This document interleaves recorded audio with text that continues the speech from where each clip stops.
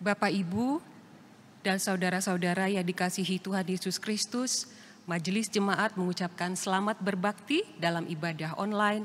Tuhan memberkati kita. Kebaktian malam tutup tahun hari ini dilayani oleh Pendeta Nugraheni Iswara Adi. Kiranya pelayanannya menjadi berkat bagi kita semua. Seluruh ibadah masa Raya Natal diadakan secara online melalui kanal YouTube GKI Buaran. Adapun jadwal ibadah masa Raya Natal adalah sebagai berikut. Kebaktian Tahun Baru Jumat 1 Januari 2021 pukul 8 WIB.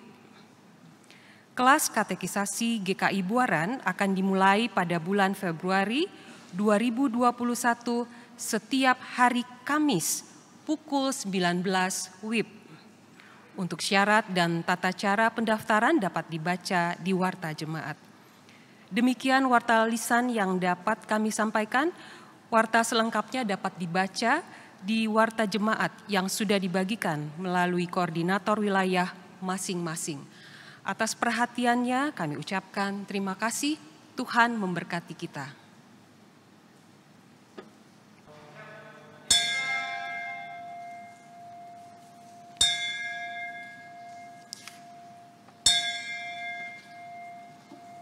Tahun 2020 adalah tahun yang tidak mudah untuk dilewati. Tahun 2020 adalah tahun yang diwarnai dengan kecemasan, kegalauan, kesedihan, kejenuhan, bahkan keputusasaan. Ya, tahun 2020 yang menyimpan banyak kisah pilu. Dan hanya karena kekuatan dan penghiburan dari Tuhan, kita dapat mengakhiri pertandingan iman di tahun 2020. Bapak Ibu, saya undang untuk bangkit berdiri.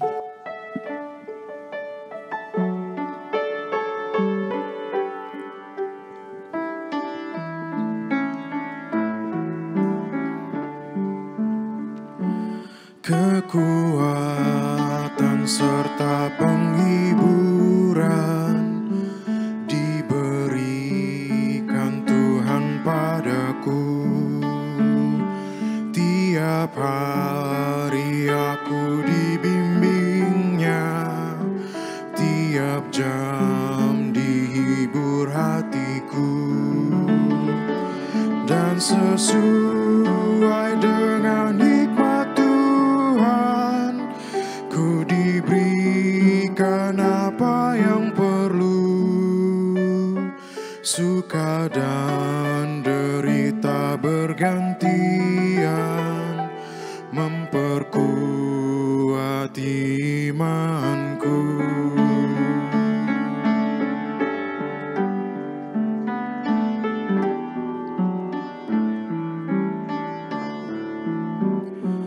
Tiap hari Tuhan besertaku, diberi rahmat-Nya tiap jam, diangkat-Nya bila aku jatuh, dihalau-Nya musuhku kejam. Yang namanya Raja Maha Kuasa, Bapa yang kekal dan abadi, mengimbangi duka dengan suka dan menghibur yang sedih.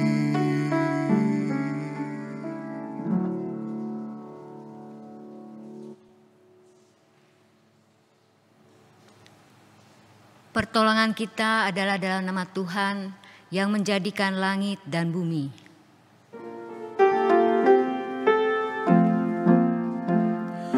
Amin, amin, amin, amin, amin, amin.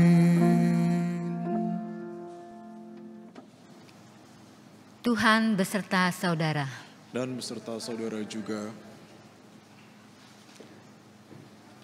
Suatu kali Agur bin Yake berdoa kepada Tuhan demikian. 2 hal aku mohon kepadamu, jangan itu kau tolak sebelum aku mati, yakni jauhkanlah daripadaku kecurangan dan kebohongan. Jangan berikan kepadaku kemiskinan atau kekayaan. Biarkanlah aku menikmati makanan yang menjadi bagianku, supaya kalau aku kenyang, aku tidak menyangkalmu dan berkata, siapa Tuhan itu? Atau kalau aku miskin, aku mencuri dan mencemarkan nama Allahku.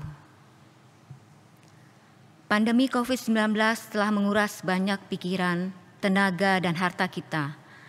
Tidak sedikit juga di antara kita yang merasakan kehilangan pekerjaan, kehilangan kesempatan dan peluang, kehilangan rasa aman dan tentram, kehilangan mimpi dan harapan, bahkan kehilangan orang-orang yang kita cintai. Di dalam kecemasan dan kekurangan, apakah kita telah mencemarkan nama Allah? Jika kita mampu bertahan sampai saat ini, apakah kita telah menyangkal Tuhan? Di hari terakhir tahun 2020 ini, marilah kita mengenang dan memeriksa kembali setiap langkah kehidupan kita di hadapan Tuhan.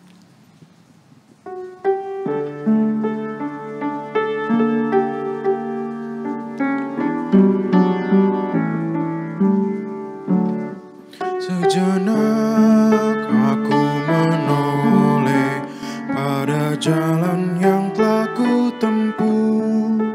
Kasih Tuhan ku peroleh membuatku terteguh.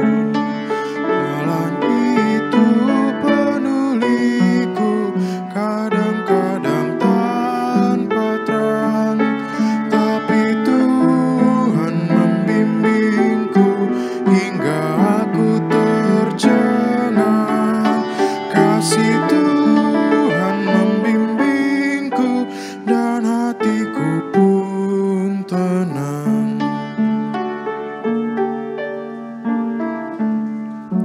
Bukan karena aku baik, dipegang tanganku erat, bukan pula orang lain hingga aku didekat. Oh betapa aku heran, dilimpahkan yang terbaik. Dengan apa ku nyatakan kasih Tuhan yang ajaib. Ku lakukan, ku sebarkan kasih Tuhan yang ajaib.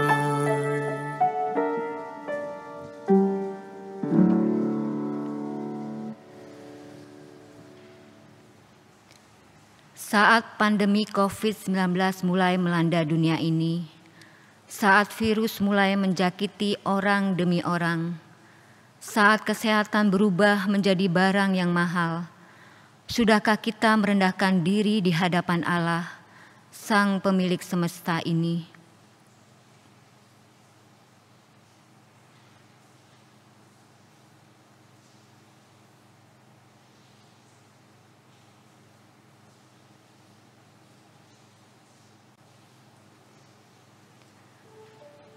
Saat ciuman dan rangkulan berubah menjadi senjata yang mematikan, saat tidak mengunjungi kerabat dan sahabat berubah menjadi tanda cinta dan sayang kita, saat ketidakhadiran diri di gedung gereja berubah menjadi bentuk ibadah yang sejati, sudahkah kita membuka diri hati dan pikiran untuk merasakan cinta dari Allah, Sang Maha Kasih?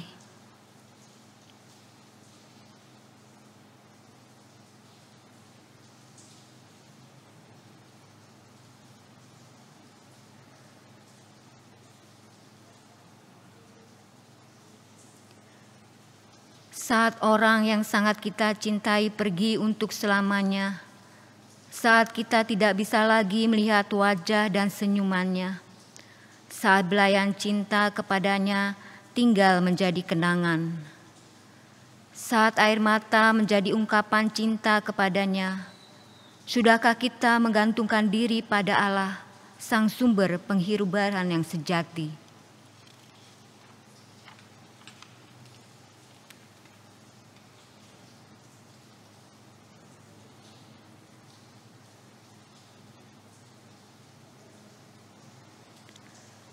Saat keseharian bergerak dalam segala pembatasan, saat arah kehidupan diliputi ketidakpastian, saat krisis menerpa segala bidang kehidupan, saat segala rencana dan mimpi menguap begitu saja, sudahkah kita menyadarkan diri pada Allah, Sang Sumber pengharapan?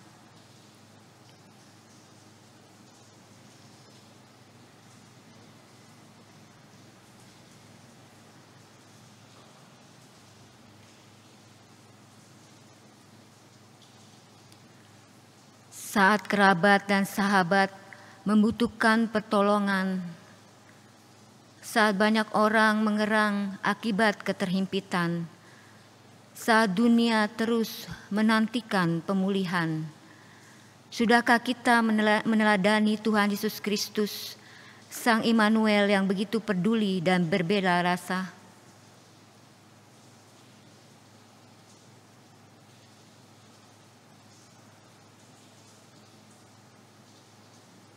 Marilah kita berdoa.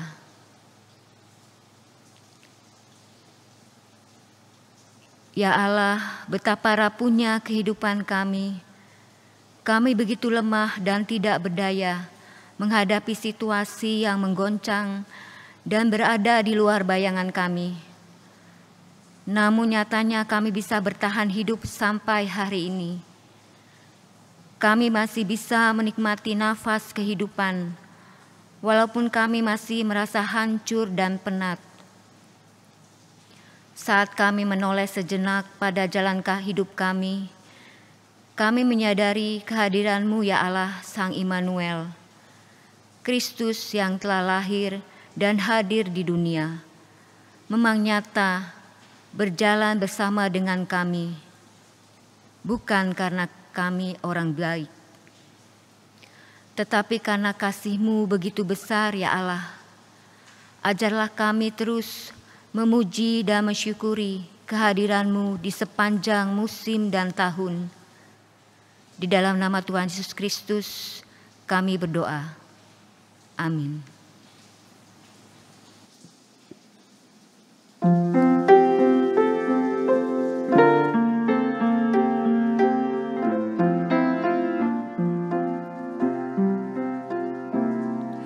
Siang malam musim tahun gilir ganti melenyap, bayang-bayangnya berlalu, tiada satu yang tetap.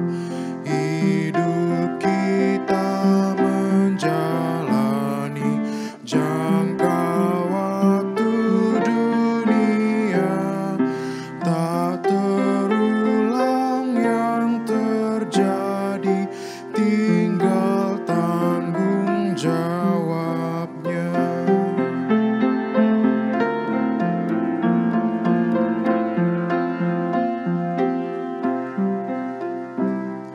Siang malam musim tahun, biar kamu melenyap dalam suka dan dukaku, rahmat Allahku tetap, tangannya menuntun daku lewat zaman dunia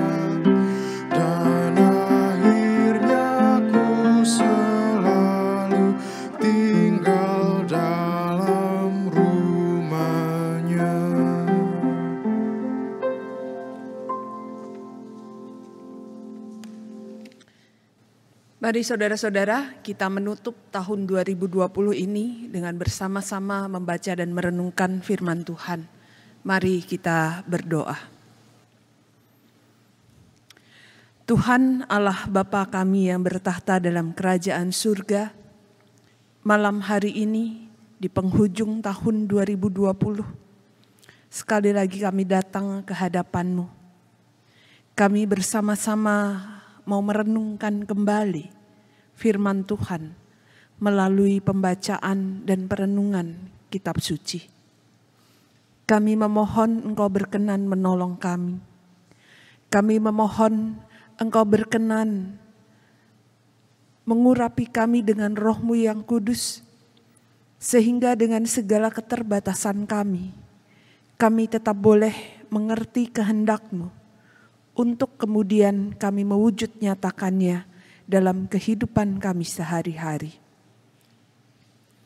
Kami juga memohon kiranya Engkau berkenan mengurapi hamba-Mu yang akan menyampaikan firman Tuhan.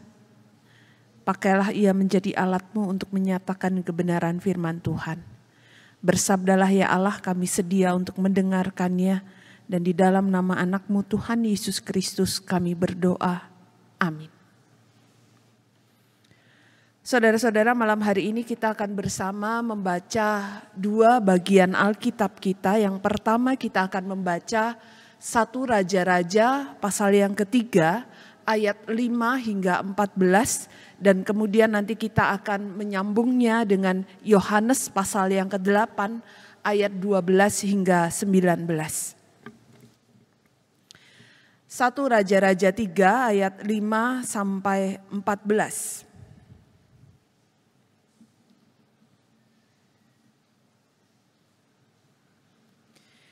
Di Gibeon itu Tuhan menampakkan diri kepada Salomo dalam mimpi pada waktu malam.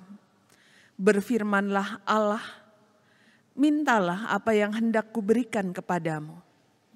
Lalu Salomo berkata, Engkaulah yang telah menunjukkan kasih setiamu yang besar kepada hamba-Mu Daud ayahku.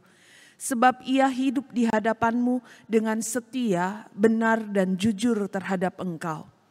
Dan Engkau telah menjamin kepadanya kasih setia yang besar itu dengan memberikan kepadanya seorang anak yang duduk di tahtanya seperti pada hari ini. Maka sekarang ya Tuhan Allahku, Engkaulah yang mengangkat hamba-Mu ini menjadi raja menggantikan Daud ayahku. Sekalipun aku masih sangat muda dan belum berpengalaman, demikianlah hamba-Mu ini berada di tengah-tengah umat-Mu yang Kau pilih, suatu umat yang besar, yang tidak terhitung dan tidak terkira banyaknya. Maka berikanlah kepada hamba-Mu ini hati yang faham menimbang perkara, untuk menghakimi umat-Mu dengan dapat membedakan antara yang baik dan yang jahat. Sebab siapakah yang sanggup menghakimi umat-Mu yang sangat besar ini? Lalu adalah baik di mata Tuhan bahwa Salomo meminta hal yang demikian. Jadi berfirmanlah Allah kepadanya, oleh karena engkau telah meminta hal yang demikian dan tidak meminta umur panjang atau kekayaan atau nyawa musuhmu, melainkan pengertian untuk memutuskan hukum, maka sesungguhnya aku melakukan sesuai dengan permintaanmu. Sesungguhnya aku memberikan kepadamu hati yang penuh hikmat dan pengertian, sehingga sebelum engkau tidak ada seorang pun seperti engkau, dan sesudah engkau takkan bangkit seorang pun seperti engkau. Dan juga apa yang tidak kau minta, aku berikan kepadamu, baik kekayaan maupun kemuliaan, sehingga sepanjang umurmu takkan ada seorang pun seperti engkau di antara raja-raja. Dan jika engkau hidup menurut jalan yang kutunjukkan dan tetap mengikuti segala ketetapan dan perintahku sama seperti ayahmu Daud, maka aku akan memperpanjang umurmu. Kita akan membuka Injil Yohanes pasal yang ke-8 ayat 12 hingga ayatnya yang ke-19.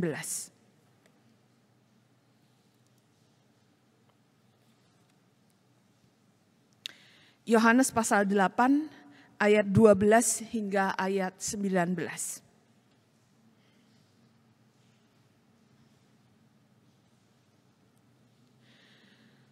Maka Yesus berkata pula kepada orang banyak, katanya, "Akulah terang dunia.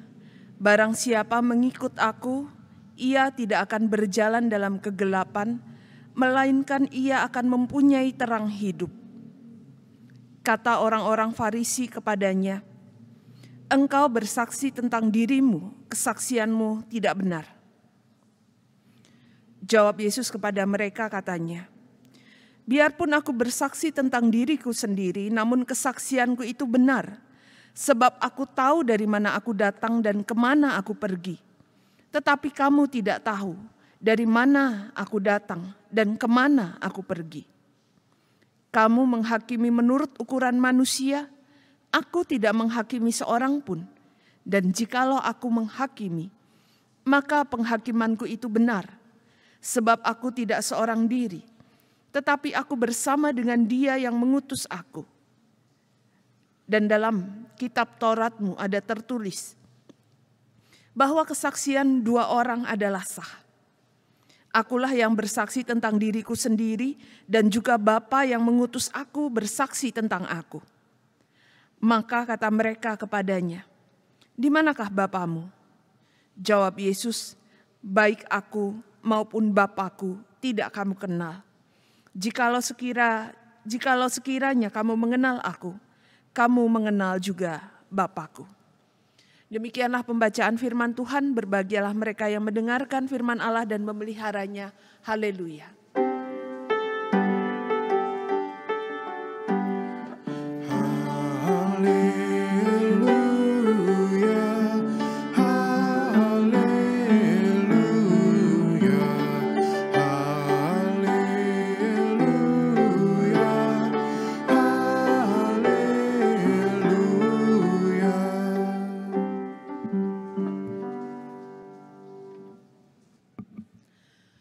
Saudara-saudara yang dikasihi oleh Tuhan Yesus Kristus, mungkin baru pertama kali ini dalam sejarah, sebagian besar orang ingin tahun yang sedang berjalan ini segera berlalu. Kalau biasanya orang tidak mau segera sampai pada tahun yang baru, tidak mau tahun yang sedang berjalan ini segera berlalu karena tidak mau tambah tua, namun mungkin berbeda dengan tahun yang spesial ini. Sebagian orang ingin segera berlalu dengan harapan bencana yang terjadi juga segera berakhir. Bagaimana tidak mungkin harapan ini muncul? Kurang lebih sudah 9,5 bulan, saudara-saudara. Dari tahun 2020 kita lalui dengan suasana yang sangat tidak nyaman. Suasana yang diliputi ketakutan, kekhawatiran, mencekam, kesedihan, kekecewaan, bahkan juga mungkin kemarahan dan keputusasaan. Sebagai dampak dari pandemi COVID-19. Mungkin kita merasa berjalan dalam kegelapan yang pekat, sehingga kita merasa ingin segera meninggalkan tahun 2020, meninggalkan kegelapan itu. Namun di sisi lain kita juga merasa gamang dengan tahun yang baru. Kita tidak mengerti apa yang akan terjadi di tahun 2021 nanti. Apakah bisa lebih baik atau bahkan bisa lebih buruk atau sama buruknya dengan apa yang kita alami saat ini. Saudara-saudara yang dikasihi oleh Tuhan Yesus Kristus, dua hal yang menjadi sorotan ataupun fokus malam hari ini. Yang pertama, Injil Yohanes yang baru saja kita baca mau menegaskan kembali arti kehadiran Kristus bagi kita dan dunia ini. Kalau bagi orang Yahudi, Taurat itu menjadi terang atau suar yang menunjukkan arah dalam kehidupan mereka dan cara hidup umat Allah. Maka bagi orang yang beriman kepada Kristus, suar atau terang petunjuk itu bukan what atau apa, tetapi who, siapa?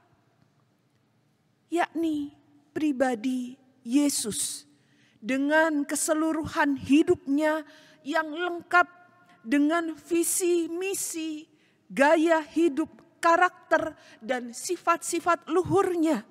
Dengan semua tingkah laku dan tutur katanya utuh dalam pribadi seorang yang bernama Yesus. Bukan buku hukum Taurat yang dingin dan mati seperti pandangan orang Yahudi pada umumnya. Tidak juga seperti bintang-bintang sesembahan orang-orang Babel atau Baal atau Asetoret, dewa-dewa orang Kanaan. Apa yang disampaikan Tuhan Yesus rupanya berkaitan dengan hari raya Pondok Daun yang waktu itu baru selesai dilaksanakan. Saudara-saudara, hari raya Pondok Daun itu adalah sebuah peringatan perjalanan bangsa Israel dari Mesir menuju ke Kanaan. Jadi kita bisa ingat dalam perjalanan dari Mesir ke Kanaan itu ada tiang awan dan tiang api, ada pemberian hukum Taurat, ada dalam rangkaian perjalanan itu. Namun Tuhan Yesus tidak merasakan greget. Tuhan Yesus tidak merasakan pemaknaan yang sungguh-sungguh dalam kehidupan Israel. Hari raya Pondok Daun itu seolah hanya sebuah ritus belaka. Upacara penyalaan api dengan arak-arakan obor yang melambangkan kehadiran sang terang tetapi tidak dimaknai dengan benar dan terang itu tidak hadir dalam kehidupan umat Tuhan. Tuhan Yesus digambarkan sebagai Taurat yang baru bagi perjalanan hidup umat Allah masa kini. Yesus adalah terang sejati itu. Yesus terang kehidupan itu yang kemudian menjadi tolok ukur keberhasilan kita dalam beriman kepadanya. Kalau keberhasilannya tidak bisa seperti Tuhan Yesus, tetapi paling tidak dia menjadi orientasi atau arah.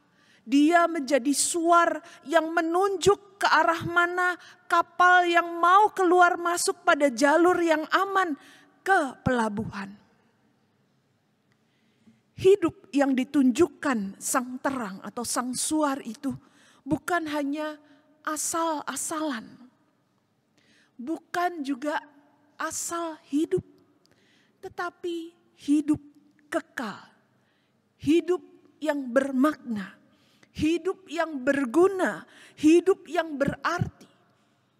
Sehingga ketika Tuhan Yesus mengatakan barang siapa mengikut aku, ia tidak akan lagi berjalan dalam kegelapan, melainkan ia akan mempunyai terang hidup. Ini sebuah pernyataan yang lugas dan jelas. Mengikut Kristus artinya bahwa memiliki, berhubungan dekat, mengikuti segala gerak-gerik Kristus di dalam kehidupan kita. Sama seperti halnya bangsa Israel yang dibimbing oleh tiang awan dan tiang api keluar dari Mesir menuju tanah perjanjian itu. Namun apa yang disampaikan oleh Tuhan Yesus rupanya tidak dipahami oleh orang Farisi dan para ahli Taurat. Mereka ini malah berkeras dengan pengertian dan ketidaksukaan mereka sendiri. Sehingga mereka tidak bisa memahami, mereka tidak memahami apa yang dikatakan oleh Tuhan Yesus. Pada akhirnya mereka hanya terbelenggu pada pengertian, merasa bahwa apa yang sudah didapat, apa yang dipahami itulah yang paling benar. Dan keinginan mereka untuk menjadi orang yang terkenal, punya kuasa menentukan kehidupan orang lain, itu menjadi raja dalam kehidupan mereka. Mereka menjadi orang-orang yang keras hati, tanpa berusaha memberikan ruang bagi sang terang itu untuk hadir dalam kehidupan mereka. Hal yang kedua, saudara-saudara, apa yang dilakukan oleh orang Farisi dan para ahli Taurat berbeda dengan Salomo jilid yang pertama. Kenapa dikatakan Salomo jilid yang pertama, saudara-saudara? Karena Salomo jilid yang kedua tidak berlaku demikian. Kita bisa melihatnya nanti ketika Salomo memiliki istri dan gundik sampai 1000 dan akhirnya dia jatuh pada penyembahan berhala dan meninggalkan Tuhan. Tetapi Salomo jilid 1 ini, kisah mengenai Salomo ini rasanya sudah ada dalam ingatan kita. Menjadi satu kisah yang tidak asing bagi kita. Kekuasaan yang didapat tidak kemudian menjadikan Salomo buta dan angkuh. Salomo dengan jelas menyadari bahwa tugas yang diembannya sebagai seorang raja dari bangsa pilihan Allah bukanlah hal yang mudah. Sehingga yang dimintanya bukanlah kuasa yang lebih besar, bukan pula kekayaan yang lebih banyak. Karena banyak orang menyangka bahwa kuasa dan kekayaan itu adalah hal yang penting. Kalau ada kuasa, ada harta, semua beres, urusan beres, semua orang akan nurut kepadanya. Namun yang diminta Salomo adalah hati yang faham untuk menimbang. Dalam kehidupan orang Ibrani, saudara-saudara, istilah hati itu mengacu pada pusat dari kehidupan seseorang. Istilah hati itu bukan hanya soal perasaan, tetapi hati itu mau mengacu kepada cara berpikir, cara mengambil keputusan, karakter moral seseorang yang secara utuh terwujud dalam pribadi seorang manusia. Jadi saudara-saudara, yang diminta Salomo itu bukan sebuah kelengkapan yang dibutuhkan dalam rangka menjalankan tugas sebagai raja yang dipilih Tuhan. Apa yang diminta Salomo itu adalah satu kebutuhan yang dia minta supaya dia bisa menjalankan tanggung jawab yang besar itu. Salomo benar-benar meletakkan Allah dan kehendaknya menjadi yang utama dalam segenap kehidupannya. Menjadikan Allah pusat di dalam kehidupannya sehingga dia mampu melaksanakan kehendak Allah dengan sudut pandang Allah. Salomo melihat sesuatu yang penting yang membuat semua kebesaran itu jadi berguna, yakni hati yang faham untuk menimbang. Hikmat dari Tuhan. Hikmat itu dia minta langsung dari sumbernya dan bukan dari kekuatan pikirannya, kekuatan kata-katanya. Memiliki hati yang baru untuk memahami dan mengerti apa yang menjadi pertimbangan-pertimbangan Tuhan tidak selalu sama dengan pertimbangan-pertimbangan manusia. Dan inilah sikap iman yang harus kita teladani dari Salomo jilid 1. Sikap iman yang tertuju kepada Tuhan. Saudara-saudara yang dikasihi oleh Tuhan Yesus Kristus, suatu kali ada 2 orang murid menghadap guru mereka. Mereka meminta sang guru untuk memutuskan satu perkara yang mereka perdebatkan sampai hampir beradu fisik. Apa sih yang mereka perdebatkan sampai begitu ngotot, sampai hampir berkelahi? Saudara-saudara, ternyata mereka ini berdebat soal hasil pengalian 3 kali 7. Ya. Murid yang pertama ngomong bahwa 3 kali 7 adalah 21. Tetapi murid yang kedua punya pendapat yang berbeda. Dia mengatakan 3 kali 7 adalah 27. Kemudian ketika mereka bertemu dengan sang guru, murid kedua ini meminta sang guru jadi juri bagi mereka. Dia mengatakan dengan sangat yakin bahwa dia benar. Dia kemudian mengatakan kepada sang guru, "Guru, kalau aku benar, maka kamu harus mencambuk murid yang pertama sebanyak 10 kali. Tetapi kalau aku salah, aku bersedia mati. Kemudian murid kedua ini segera mendesak, ayo guru cepat putuskan mana yang benar. Saudara-saudara, apa yang dilakukan sang guru? Sang guru tanpa menjawab langsung mengambil cambuk dan mencambuk murid pertama itu sebanyak 10 kali. Murid pertama tentu saja langsung protes, saudara-saudara.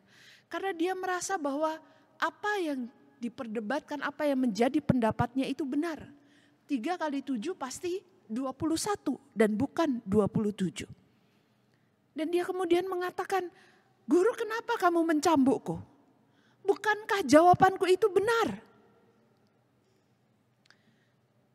Saudara-saudara, sang guru dengan tenang menjawab, cambukan ini bukan untuk hasil hitunganmu, tapi karena ketidakbijaksanaanmu yang mau berdebat dengan orang bodoh yang tidak tahu bahwa 3 kali 7 adalah 21. Dan lebih baik melihatmu dicambuk berkali-kali dan kemudian kamu menjadi arif dan bijaksana daripada harus melihat satu nyawa terbuang sia-sia hanya karena masalah sepele.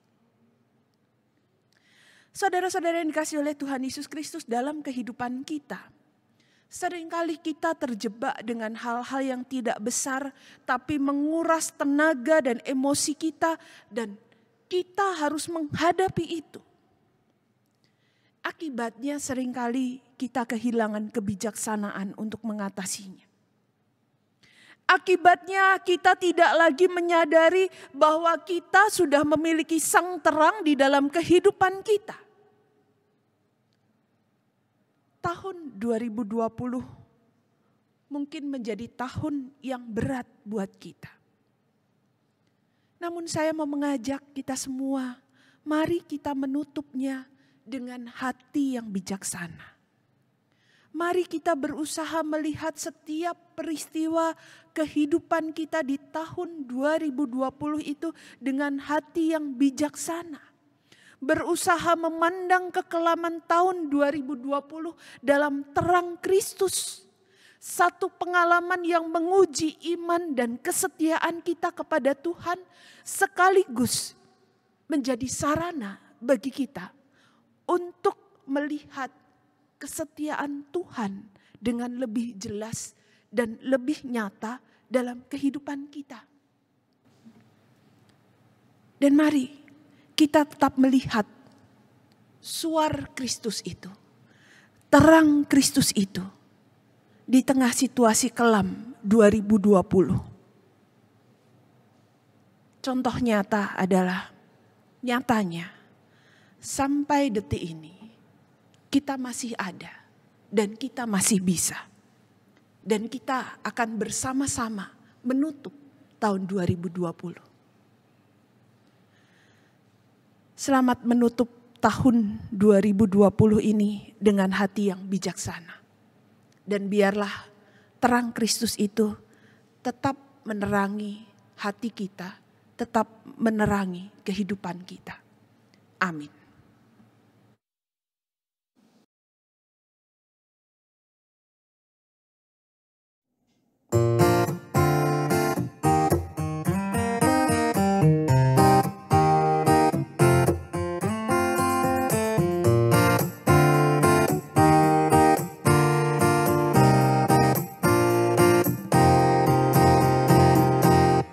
Pada bintang nyata karyanya, lewat angin agung sabdanya, darat laut di bawah kuasanya, apa maknanya?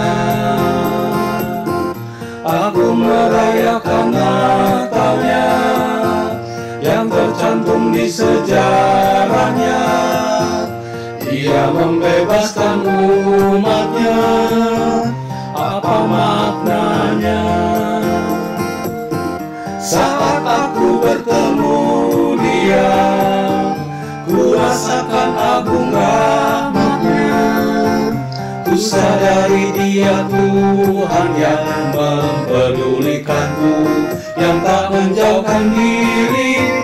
Kini Dia pun bersamaku dan menjaga tiap langkahku. Dia kawan karib bagiku, Dia segalanya.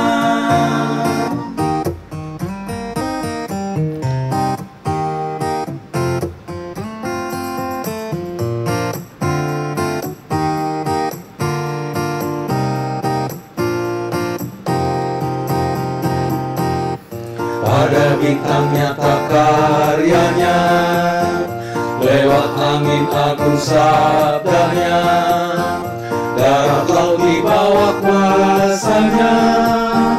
Apa maknanya? Aku merayakan Natalnya, yang tercantum di sejarahnya. Dia membebaskan umatnya. Apa maknanya? Saat aku bertemu Dia, ku rasakan agung rahmat-Nya. Ku sadari Dia Tuhan yang mempedulikanku, yang tak menjauhkan diri. Kini Dia pun bersamaku dan menjaga tiap langkahku. Dia kawan karib bagiku, Dia segalanya. Kini Dia pun bersamaku dan menjaga tiap langkahku. Dia kawan karib bagiku, Dia segalanya. Dia segalanya, Dia segalanya.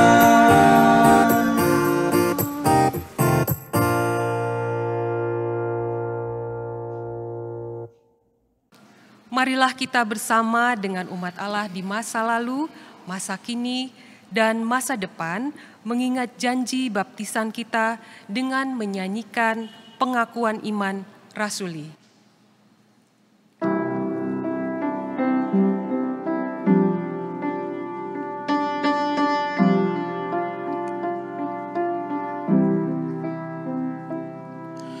Aku percaya kepada Allah,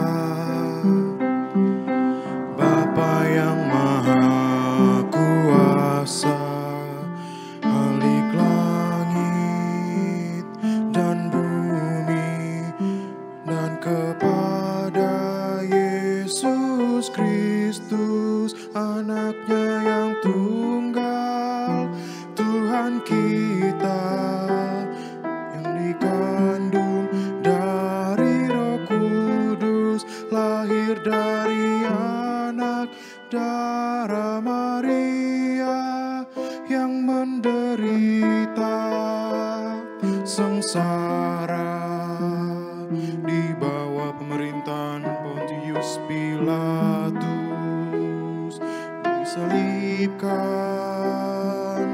mati, dan dikuburkan,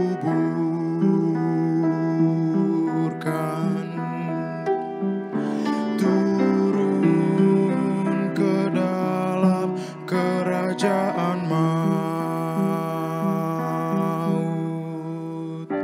Pada hari yang ketiga, bangkit pula dari antara orang mati, naik ke surga, duduk di sebelah kanan Allah Bapa yang Maha Kuasa.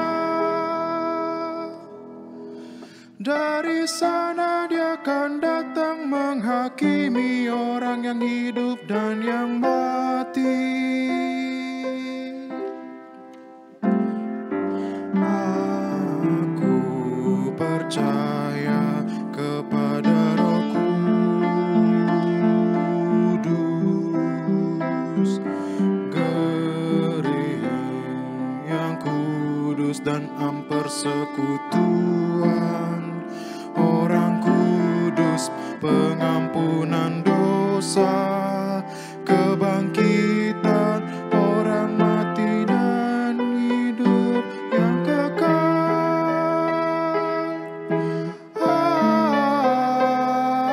Amin.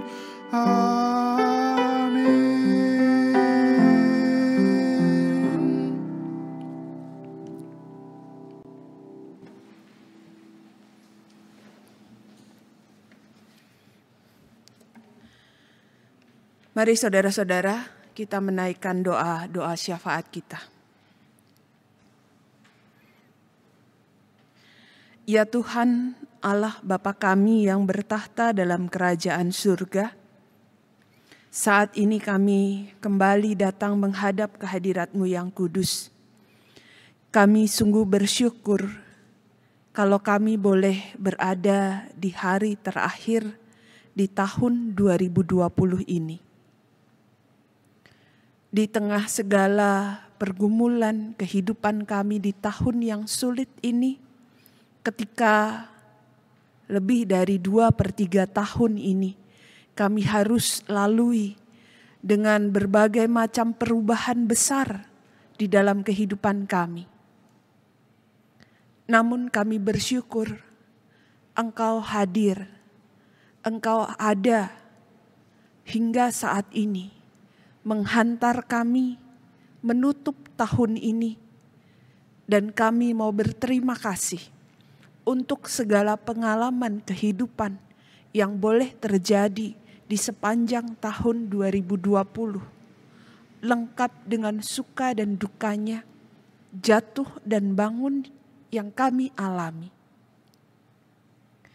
Kami sungguh bersyukur karena sampai sejauh ini Engkau tetap menjaga dan memelihara kami. Dan kami mau menutup tahun ini dengan belajar memiliki hati yang bijaksana, untuk tetap melihat terang Kristus yang hadir, menerangi jalan kehidupan kami, mengarahkan kami pada satu tujuan yang benar, yaitu Engkau sendiri. Sambil kami terus tetap berdoa untuk kondisi bangsa dan negara kami. Berkenanlah Bapa, Engkau menolong kami. Engkau melalukan pandemi ini dari muka bumi. Dan Engkau berkenan memulihkan kehidupan dunia ini. Kami tetap memohon Engkau memberkati setiap usaha yang dilakukan untuk menangani pandemi ini, Bapa.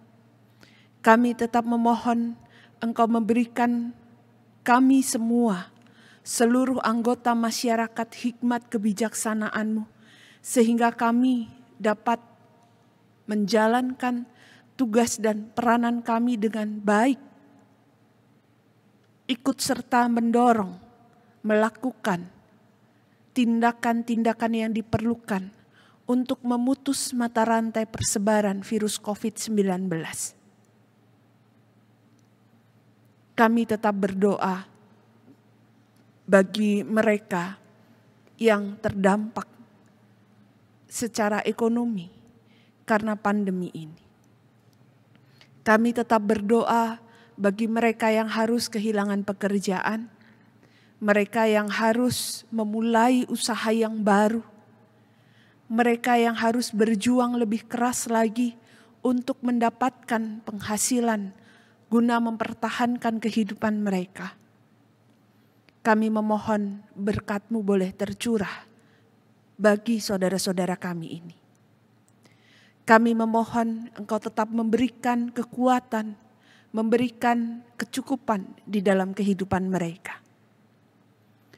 Kami juga memohon Engkau berkenan terus hadir di dalam kehidupan jemaat GKI Buaran, di dalam seluruh aktivitas pelayanan dan pergumulan yang ada, dengan semua rencana yang disusun, biarlah Bapa, Engkau menolong kami semua, sehingga umat-Mu di tempat ini dapat terus bertumbuh semakin dewasa di dalam iman kami kepadamu, dan kami boleh dapat benar-benar mewujudkannya bersama-sama dalam pelayanan kami di gereja ini.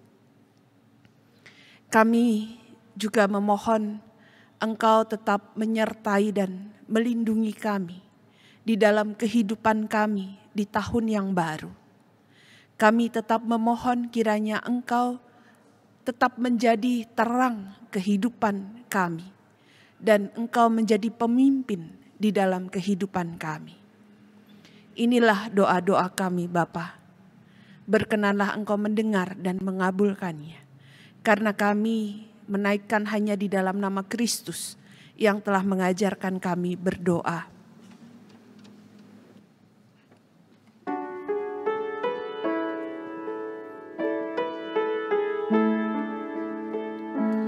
Bapa kami yang ada di surga, dikuduskanlah nama-Mu, datanglah kerajaan-Mu, jadilah kehendak-Mu di bumi seperti di surga.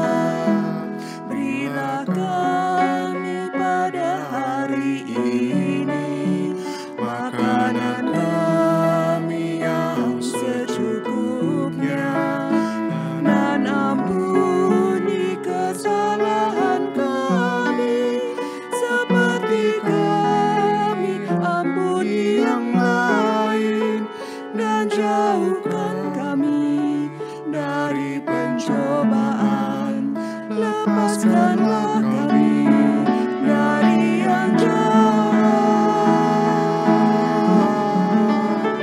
Sebab Engkau yang punya kerajaan, serta kuasa dan kemuliaan, sampai selama-lamanya. Amin. Amin.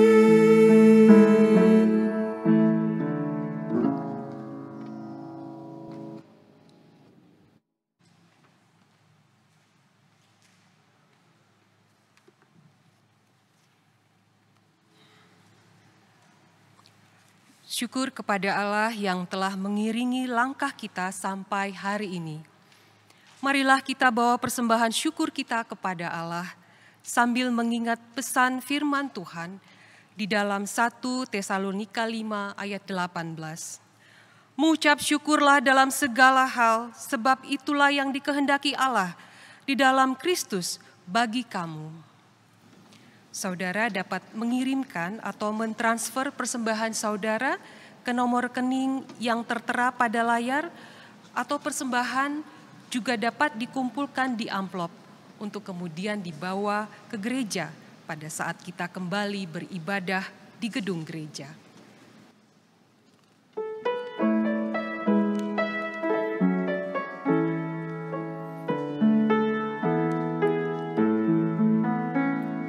Hidup kita yang benar haruslah mengucap syukur, dalam Kristus bergemar, janganlah terkebur.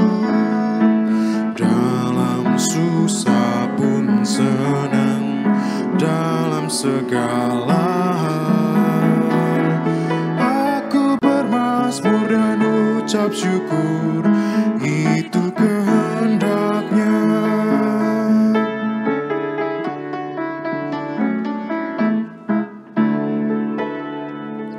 Biar badai menyerang, biar ombak menerjang, aku akan bersyukur kepada Tuhanku. Dalam susah pun senang, dalam segala hal aku ucap syukur, itu kehendak-Nya.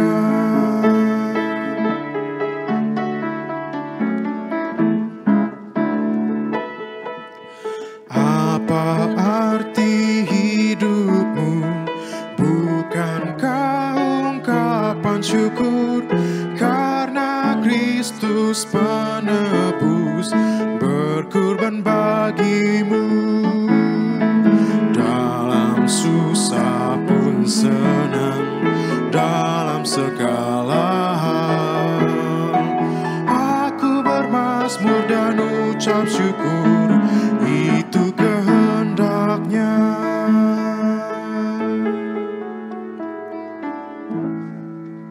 Saudara-saudara, mari kita bersatu di dalam doa. Seperti lagu yang baru kami nyanyikan, Tuhan, dalam segala hal kami mau mengucap syukur, karena itu yang Kau hendaki dalam hidup kami.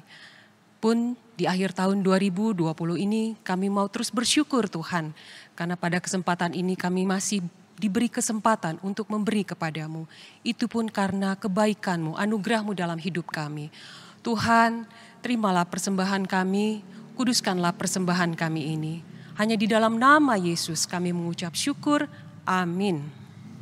Saudaraku, kita tahu bahwa dalam persekutuan dengan Tuhan, jerih payah kita tidak akan sia-sia.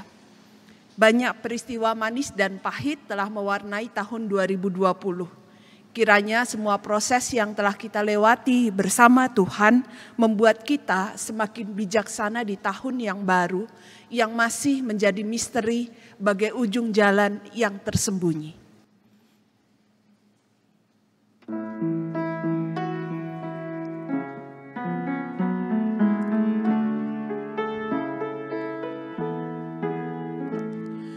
Tersembunyi ujung jalan, hampir atau masih jauh, ku dibimbing dengan Tuhan ke negeri yang tak ku tahu.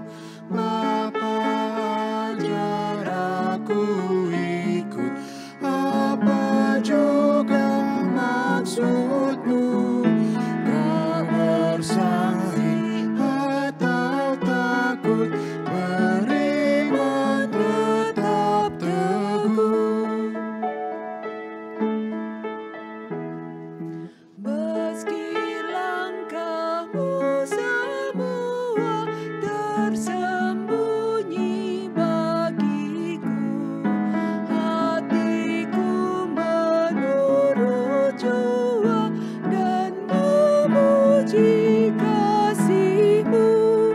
Meski kini tak ku nampak, nanti ku berbahagia apabila terang-Mu tampak dengan kemuliaan-Nya. Tuhan, janganlah biarkan ku tentukan nasibku. Berilah hanya ku dengarkan keputusan hikmat-Mu. Aku ini pun selaku kanak-kanak yang bebal. Bapa jua bimbing aku ke kehidupan kekal.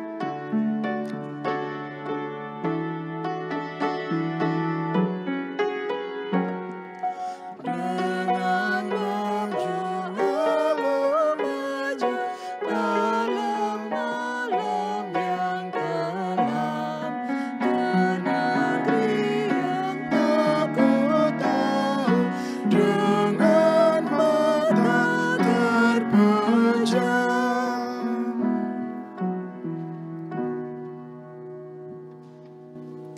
Saudara-saudara, kini arahkanlah hatimu kepada Tuhan. Arahkanlah hati kami pada Tuhan.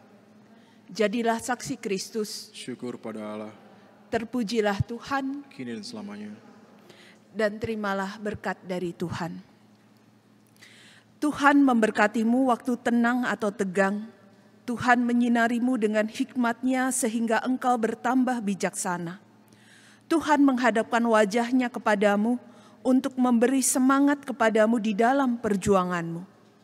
Dan sampai kita bertemu kembali, kiranya cinta kasih dari Allah Bapa melalui anak tunggal-Nya Yesus Kristus dan persekutuan Roh Kudus senantiasa memerintah di dalam hatimu dari sekarang ini sampai selamanya.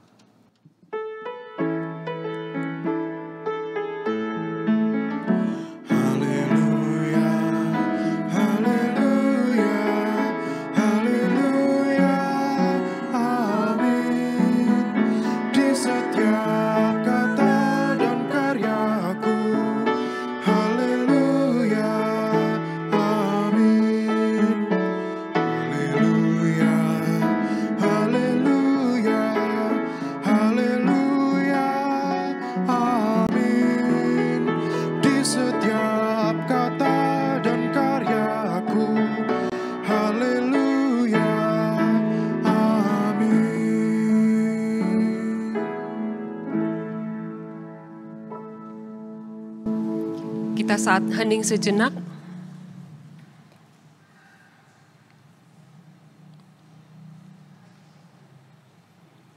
Ibadah tutup tahun sudah selesai. Selamat menyambut tahun baru 2021. Tuhan Yesus memberkati kita.